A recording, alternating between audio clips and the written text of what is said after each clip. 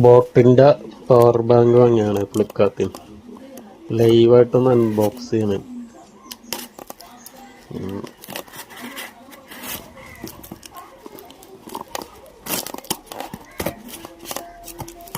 20,000 mAh power ബാങ്കാണ്. നോക്കാം,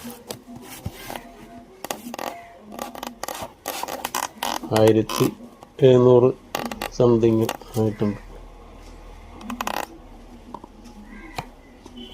കൊള്ളാം, നല്ല സാധനമാണ്.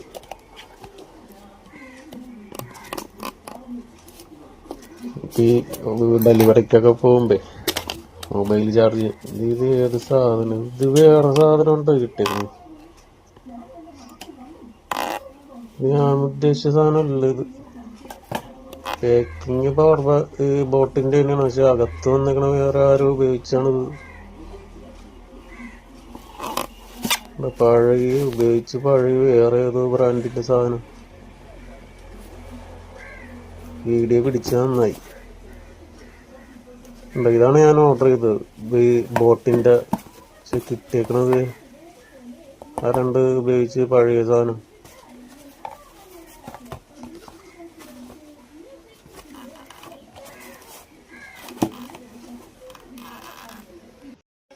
ഫ്ലിപ്കാർട്ടിൽ നിന്ന് ഓർഡർ ചെയ്ത സാധനമാണ്. ഇതാണ് ഞാൻ ഓർഡർ ചെയ്തത്. കണ്ടോ, 20,000 രൂപയുടെ 20,000 mAh ബോട്ടിൻ്റെ പവർ ബാങ്ക്. പക്ഷെ അതിൻ്റെ അകത്തൊന്ന് സാധനം നോക്കി കണ്ടോ,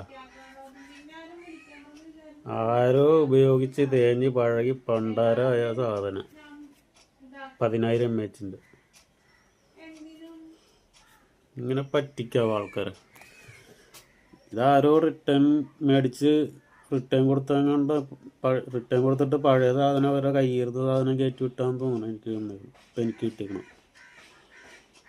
എന്ത് പറയാനല്ലേ, റിട്ടേൺ കൊടുത്തു നോക്കല്ല, ഇപ്പം എന്ത് ചെയ്യാൻ.